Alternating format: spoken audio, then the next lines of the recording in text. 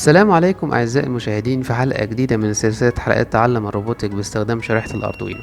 في الحلقة السابقة اتعلمنا ازاي نعمل مشبك إلكتروني بأدوات بسيطة علشان نتعلم كيفية استخدام السيرفو في تطبيقات الزراعة الإلكترونية. وفي الفيديوهات اللي جاية هنطور التطبيق ده وهنستخدم أكتر من سيرفو. النهاردة حاولت أعمل تطبيق يجمع كل الأفكار والعناصر المشاريع السابقة علشان نطور مهارات البرمجة. وتطبيق النهاردة هيكون عبارة عن نظام قراءة وإنذار لقيمة الفولت في دايرة 5 فولت. وكمان هنتعلم حاجة جديدة مشتركين كتير بيسألوا عليها، وهي توصيل وتشغيل وعرض البيانات على شاشة ال LCD. تعالوا بسرعة نشوف الأدوات المستخدمة في تطبيق النهاردة. زي ما احنا شايفين هنستخدم طبعا البزر، وهنستخدم ريد ليد، وكمان معاها مقاومة 330 أوم. وكمان هنستخدم النهاردة المقاومة المتغيرة أو البوتنشيوميتر. وزي ما اتفقنا بطل الحلقة النهاردة بتاعنا هيكون الشاشة ال LCD، ودي مساحتها 16 في 2، وهيكون معاها الموديول بتاعها. تعالوا بسرعة نشوف فكرة العمل قبل التركيب والتوصيل.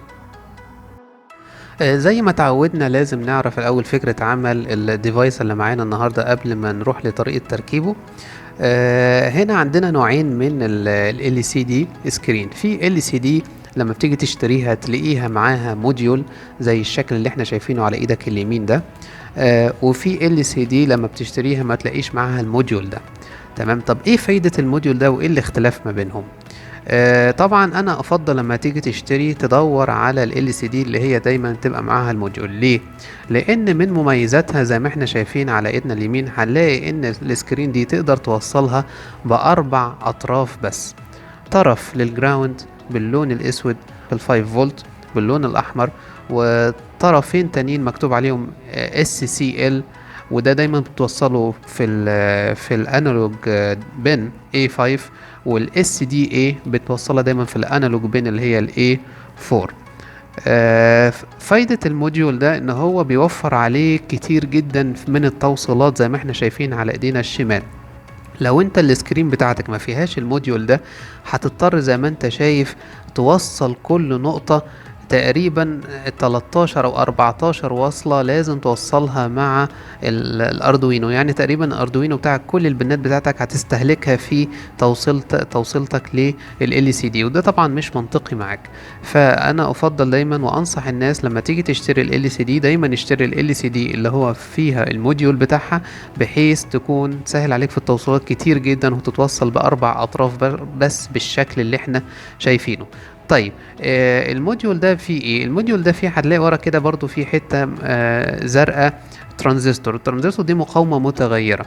المقاومه المتغيره دي فايدتها ان انت لما بتيجي تغيرها بتغير شده اضاءه السكرين نفسها. فانت لما بتيجي تشتري السكرين دي اول مره، لما بتيجي توصلها ممكن تلاقي السكرين فعلا شغاله بس مش مبينه اي كلام فيها.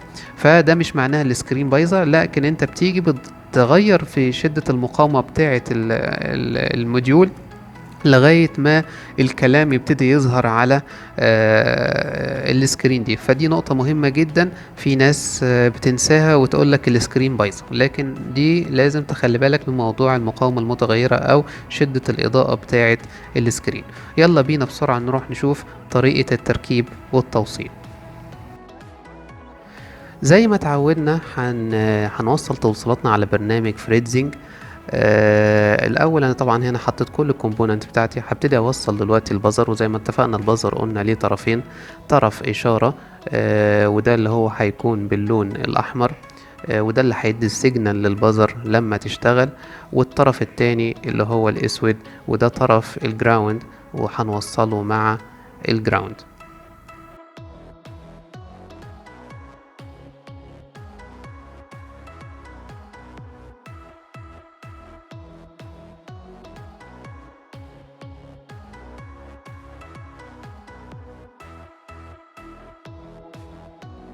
بعد كده هبتدي اوصل طبعا الليد بتاعتنا، وزي ما اتعلمنا في الدروس السابقة لازم اوصل الليد، وطبعا اوصل قبليها مقاومة 330 اوم. وقلنا فايدة المقاومة في الدايرة دي ان في ناس كتير ما بتستخدمش المقاومة دي في الدايرة، بس النتيجة اللي بتحصل ان بعد فترة زمنية معينة الليد دي بتتحرق. فطبعا انا طبعا لازم اوصل الطرف الموجب اللي هو طرف الاشاره اللي هيدي السيجنال للليد في الطرف الموجب، وبعد كده طبعا هبقى اقفل الدايره بتاعتي ان انا اوصل الطرف السالب بالجراوند المشترك. بعد كده هبتدي اوصل عندي البوتنشيوميتر، وزي ما قلنا في الدرس اللي فات البوتنشيوميتر ليه 3 اطراف. طرف الخمسة فولت، وده هيتوصل مع الخمسة فولت، وده اللي لونه احمر. وطبعا الطرف الاسود اللي هو الجراوند، وده هيكون اللون الاسود. هيبقى لي الطرف طبعا اللي في النص اللي احنا اتفقنا عليه، وده الطرف اللي هيقيس للقيمة المتغيرة للفولت، وده هوصله مع الانالوج بين رقم 0.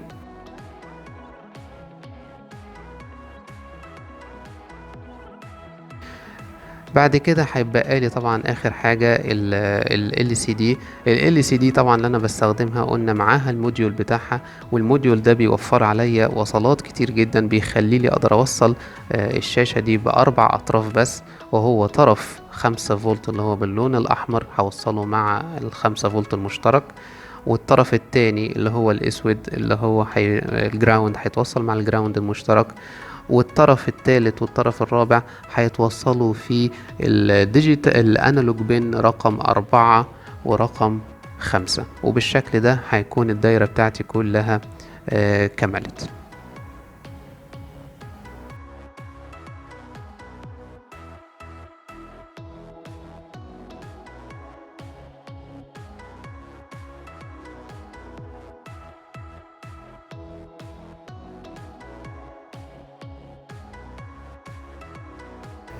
طبعا هنا ال LCD عشان تشتغل محتاجة لايبراري مخصصة ليها، هتلاقوني سايب لكم اللينك اسفل الفيديو. هو دي لايبراري، وزي ما اتفقنا قبل كده انت بتيجي بتفك الضغط هنا برايت كليك وتقول له اكستراكت تو، وبعد كده بتاخد الفولدر اللي تفك ضغطه، وبتاخد اي منه كات او كوبي، وبتروح على مكان الاردوينو اللي هو نازل عندك على الجهاز، او هو نازل عندي هنا على الدوكيومنت. بخش على الاردوينو بلاقي عندي، اروح على لايبراري واخش على لايبراري واعمل له بيست. انا اوريدي نزلته هنا عندي. واتفقنا قلنا اول حاجه قبل ما نشتغل اي حاجه لازم اطفي اقفل الاردوينو وافتحه مره تانية الاردوينو سوفت وير عشان خاطر يبتدي يعمل ابلود وريفريش لللايبراري. دلوقتي هبتدي اسال نفسي زي كل مره، ايه عشان ابني السوفت وير بتاعي او البرنامج بتاعي، ايه الحاجات الاساسيه اللي انا محتاج اعملها؟ طبعا انا هنا محتاج اعمل اول حاجه اللي انا اوصل الشاشة وابتدي اقرا عليها داتا. لو انا قدرت انجح في الخطوة الاولانية دي يبقى انا كده اقدر اكمل بقية البروجكت بتاعي. طيب الشاشة دي زيها زي اي امر سري اللي احنا اتعرفنا عليه في الاول. طبعا امر سري قلنا ليه سرعة معينة، كنا بنكتب كود معين اللي هو 9600 او 115000 عشان خاطر تقدر تظبط السرعة ما بين شريحة الاردوينو والشاشة. برضو دي نفس الفكرة هنا، عشان خاطر توصل اي شاشة جديدة اول مرة لازم كل شاشة ليها حاجة اسمها ادرس او رقم معين لازم الاردوينو بيتعرف عليه في الاول، وبعد كده اوتوماتيك بيقدر كده ينقل الداتا عليها بشكل طبيعي. طيب انا لما انت بتشتري الشاشة اول مرة اعرف الادرس بتاعها منين؟ عشان اقدر اعرف الادرس بتاعها انا هسيب لكم ليه كود جاهز معمول اسمه LCD كود سكانر. الكود ده فايدته ان هو انت بتنزله اول مرة على السكرين بتاعتك عشان خاطر يبتدي يقرا ايه الادرس بتاعها او ايه الكود بتاعها. طالما عرفت الكود بتاعها بتبتدي تاخده تعرفه على الاردوينو. طيب لما انت جيت عاوزين برضو نفهم كده برضو الكود ده سريعا، هو هنا طبعا بيستخدم اللايبراري اللي احنا قلنا عليها. هو فكرته كلها ان هو بيجرب اكواد من 1 ل 127، يعني بيجرب 127 مرة. فبيخش في فور لوب يعني دايرة مغلقة، بيقعد يجرب أول مرة واحد بيشوف هل في الاتصال نجح مع الشاشة ولا لأ، ولو ما نجحش بيبتدي ياخد 2 3 4 لغاية ما بيوصل لرقم 127، وبالتالي بيقدر يتعرف على الادرس بتاعك رقمه كام بالظبط. فانا اول مره هاجي افتح الكود بتاعي ده بالشكل ده واتاكد ان الاردوينو عندي موصله، وابتدي اعمل داونلود للكود ده على شريحة الاردوينو. وبعد ما نزلته على الاردوينو ابتدي اروح على السيريال مونيتورنج. بعد كده ابتدي اشوف هنا، هتلاقي عندك السيريال اللي ابتدى فعلا يجيب لك، بيقول لك هنا الاي 2 سي سكانر ابتدى بيقول لك ان لا الديفايس فاوند ات ادرس، وكاتب لك هنا رقم معين للادرس اللي هو 0x3f. تمام، هو ده الكود بتاع الادرس بتاعك ده، تحفظه وتكتبه على ورقة حاليا بحيث هنستخدمه في المستقبل في الكود بتاعنا الاساسي. تمام، بعد ما بتسيفه كده عندك انت كده خلاص عرفت الادرس بتاعك، بتقفل كده الكود ده. وابتدي دلوقتي احنا عاوزين نبتدي البرنامج بتاعنا. عشان تبتدي البرنامج بتاعك هنا في اكزامبل جاهزة لل LCD. لو انت رحت على سكتش، لو انت رحت هنا على اكزامبلز ورحت على نزلت هنا لقيت عند ليكويد كريستال، هتلاقي في عندك هنا حاجة اسمها هالو وورلد. هالو وورلد ده اكزامبل اوريدي جاهز لل LCD اهو. هنا جاهز لك، هو كاتب لك كل حاجه الكود. تعالى هنجربه. انت اول حاجه بتفتح الكود ده، طبعا الكود بتاع الاسكانر خلاص دلوقتي فايدته ملهوش لازمه بالنسبه لنا، خلاص نقفله. هو ده البرنامج بتاعي اللي انا هبتدي ابني عليه. لو انا جيت جربت كده نزلت الكود على ال LCD ونشوف ايه اللي ممكن يحصل لنا، لازم هتلاقي ان الشاشه السكرين ما اشتغلتش بعد ما نزلنا الكود. طيب ايه اللي حصل؟ هيجي بتبص هنا هتلاقي في عندك هنا الامر اللي احنا اتفقنا عليه، قلنا هنا بيقول لك ايه set the LCD address.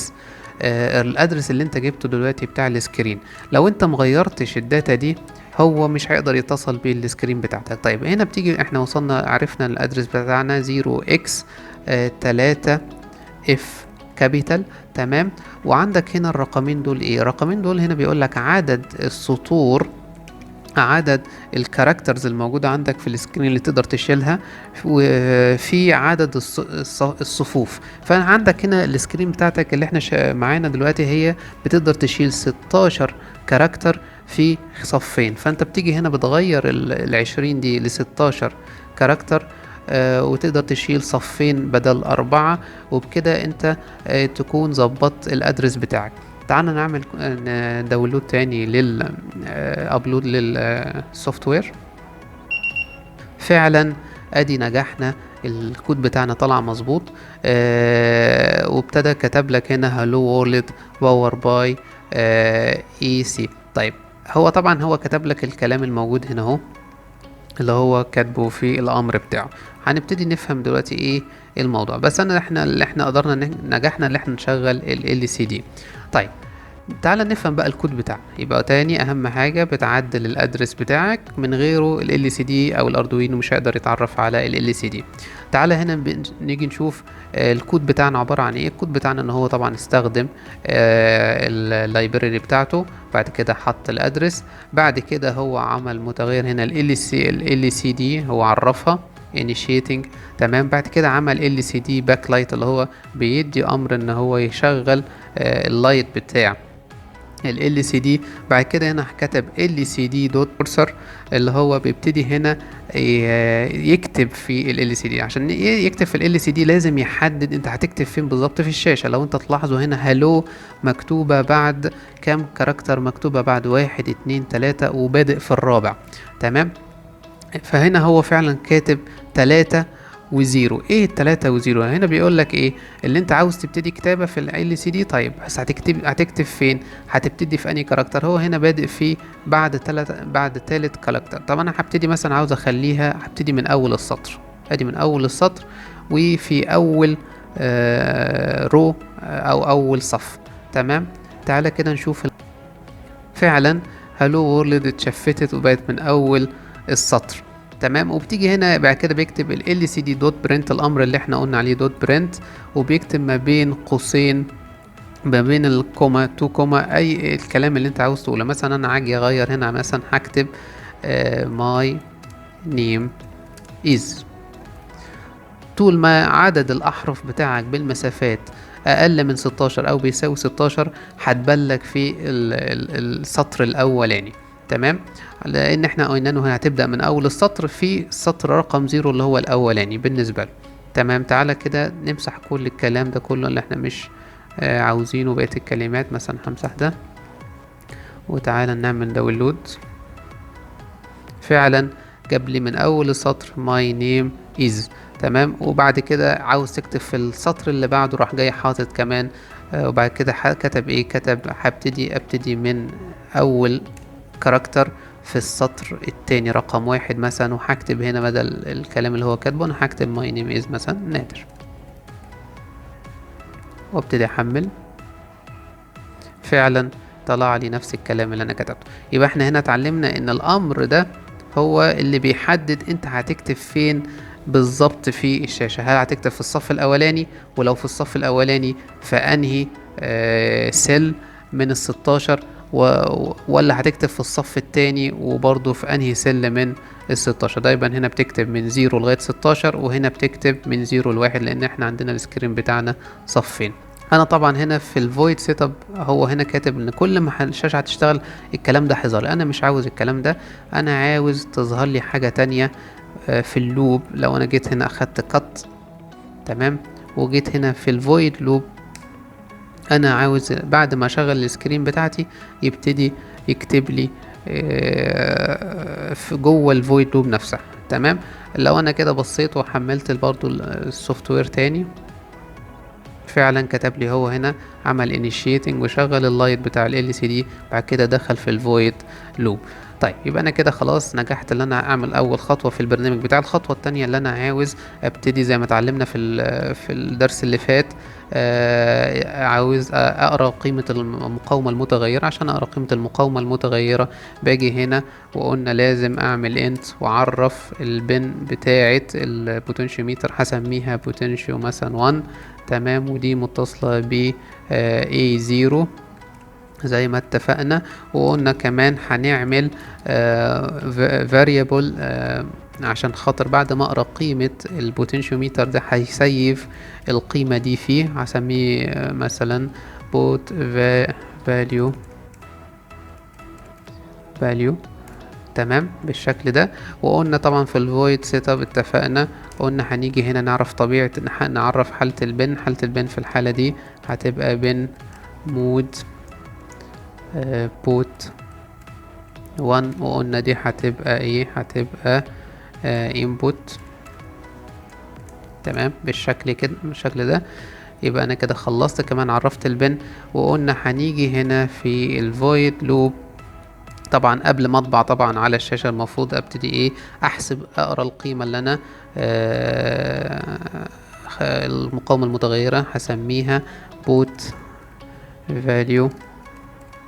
قلنا هتساوي انالوج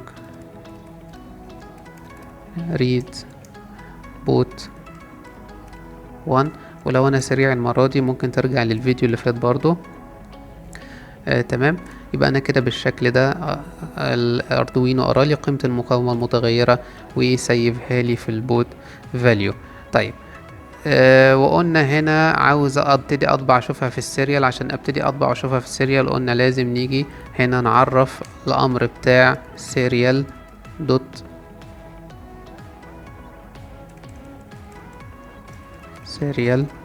دوت begin. وقلنا هختار السرعة اللي انا هنقل بيها الداتا 9600. تمام. وقلنا ما ننساش اول ما نكتب هنا لازم اتأكد ان 9600 هنا موجودة. تمام. وبعد كده قلنا هنيجي هنا وهقول له هنا serial دوت print line ln. وانا عاوز اطبع انهي قيمة، عاوز اطبع قيمة البوت value. تمام. يبقى انا بالشكل ده نجحت ان انا اطبع القيمة. طيب بالمرة بقى انا دلوقتي بعد ما البوت فاليو هنا قدرت اسيفها، اقدر اعمل ايه؟ انا عاوز انقل القيمه دي على السكرين على طول، اعمل ايه؟ فانا اوريدي عندي خلاص الامر بتاع السكرين جاهز اهو. فانا اجي اخد نفس البوت فاليو، انا عاوز اظهر قيمه المقاومه المتغيره دي في السكرين. فاجي هنا في ال LCD دوت برنت اشيل ما بين الاقواس. خلي بالكم هنا من النقطه دي مهمه جدا. الكاما دي معناها لو انت بتكتب تكست، يعني عاوز تكتب تكست لازم تحط قبليها كوما. تمام. ما بين تو كوماز. لكن لو انت عاوز تعرض الفاليو نفسها، يعني انا لو جيت هنا ومسحت وجيت قلت له كنترول في بوت فاليو، دلوقتي لما اجي هيعرض على الشاشه هيكتب لي بوت فاليو. هو شايفها تكست، مش شايفها قيمة متغيرة. تمام. تعالى كده نشوف نجرب. فعلا زي ما اتفقنا، لان انا حاططها ما بين تو كاما، فهو شايفها ان دي تكست، فهو كاتبها لك بوت فاليو. لا، انا مش عاوز تبينها لي كتكست، انا عاوز تبين لي قيمة المقاومة اللي انا اوريدي متغيرة كل شوية. تعال نشوفها ونعمل داونلود. اهو فعلا نجحنا، كاتب لك هو 300 400 اهو. فعلا كل ما بتزود المقاومة، قلنا هنا وصل لأقصى رقم 1023. لو انت كده هنا بصيت على السيريال، فعلا السيريال عندك هنا شغال اهو، اقل مقاومة 0 واقصى حاجة 1023. طيب، يبقى انا كده نجحت ان انا انقل الداتا على السكرين. ناقص لي ايه؟ انا ناقص لي عاوز احول القيمة دي للفولت، عشان الفولت بتاعي من 0 ل5.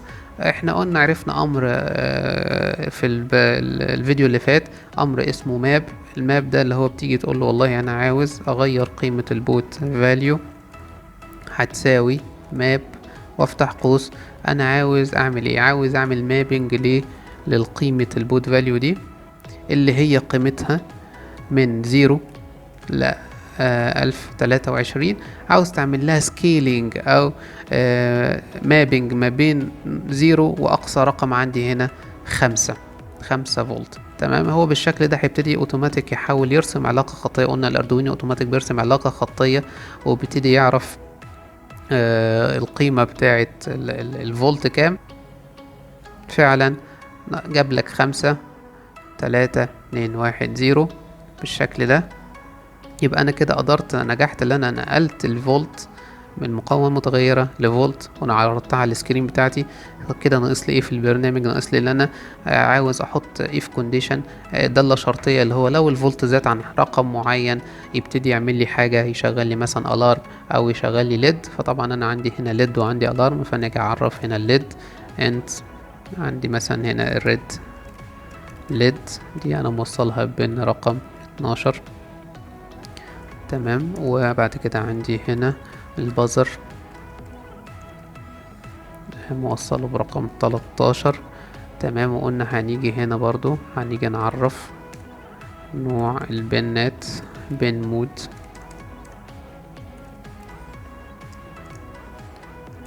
ريد ليد في الحالة بتاعتنا دي هتبقى اوتبوت،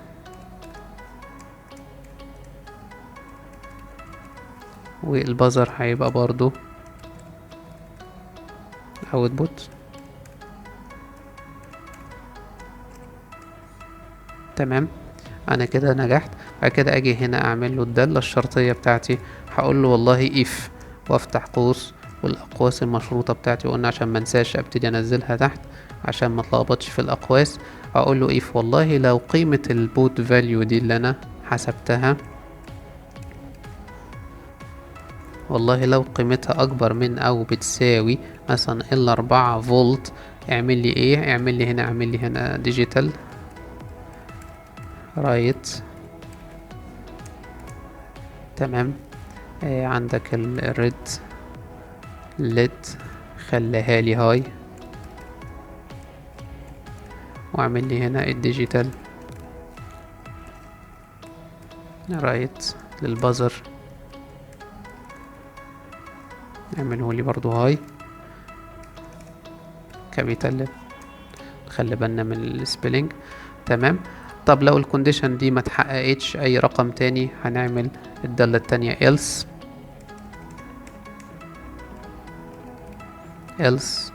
وقلنا هنفتح الاقواس المشروطة بتاعتنا else.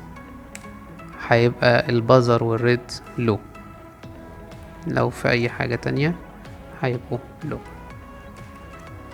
يبقى كده بالشكل ده لو الفولت بتاعي الاف كونديشن، لو الفولت بتاعي اعلى من قيمته 4 او اعلى من 4 اللي هي طبعا هتبقى 5، هشغل لي البازر وشغل لي الليد. ولو هي اقل من 4 لغاية 0 خليهم لو. تعالى كده نشوف. تمام. ادي كده 3، فعلا 4، 5 شغال الارم، اقل من كده الالارم مش شغال. يبقى احنا بالشكل ده نجحنا اللي احنا نخلص الكود بتاعنا بنجاح. ويا رب، وانا كده بشكل ده اكون نهاية الحلقة، ويا رب اكون افدتكم، وما تبخلوش عليا بسبسكرايب وشير ولايك، واشوفكم الحلقة الجاية ان شاء الله، وشكرا.